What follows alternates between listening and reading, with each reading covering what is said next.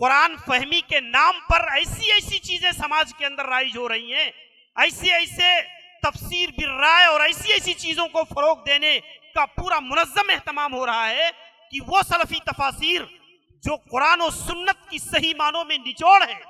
آپ کو بتاؤں میرے بھائیوں، آج آپ دیکھیں وہ آدمی جس کو قرآن مجید کی 2 آیت پڑھنے کا شعور نہیں ہے، وہ بھی قرآن مجید کی درس دینے کے لیے محفل جمائے ہوئے ہے، وہ بھی قرآن مجید کا درس دے رہا ہے. آپ اندازہ کیجئے میرے بھائیوں، قرآن مجید کے باب میں ہمارے اسلاف نے اتنا زیادہ اہتمام کیا ہے. آپ اسی احسن البیان کو لے لیں، آپ دیکھیں اس پر کام کس نے کیا ہے؟ حافظ صلاح الدین یوسف رحمہ اللہ نے. اس کی تفسیر بہت شارٹ کٹ میں اور بہت مختصر انداز میں، اور یوں سمجھ لیں کہ تفسیر ابن کثیر اور قرطبی کی جو ہے نچوڑ ہے وہ. اور اس کے بعد اگر آپ غور کریں، ترجمہ قرآن کے طور پر وہی مولانا جوناگڑھی کا ترجمہ جو ہے اصلاح کر کے اس کو رکھا گیا. کیوں؟ آپ غور کریں کیوں رکھا گیا؟ یہ اسی بنیاد پر کہ ہمارے علماء نے اس ترجمے کو سب سے اوتھنٹک، سب سے معتبر ترجمہ تسلیم کیا قرآن مجید کا، جو اس کے ضمائر، اس کی جو ہے قرآن مجید کی جو ہے بلاغت، اس کے معنی اور ان کی ساری چیزوں کو سامنے رکھ کر کے بڑے عمدہ پیرائے پر.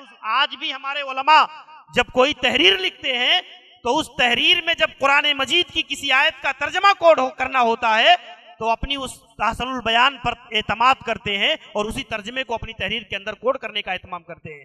لیکن آج آپ دیکھیں ٹی وی پر، چینل پر ایسی چیزیں خود سلفیوں کے پروگراموں میں چل رہی ہیں.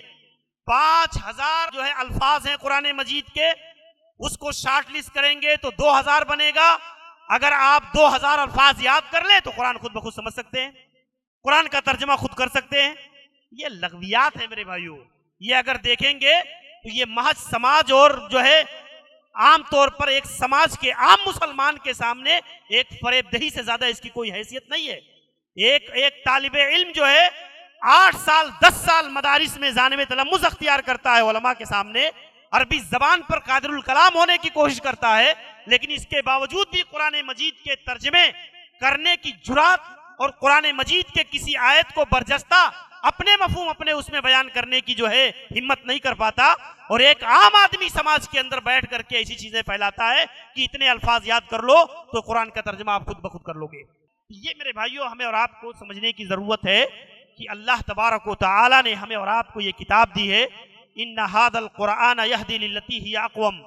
قرآن مجید اللہ تبارک و تعالی کی طرف سے ایک ایسی ہدایت کی کتاب ہے کہ جو انسانیت کو صحیح راستہ دکھلاتی ہے.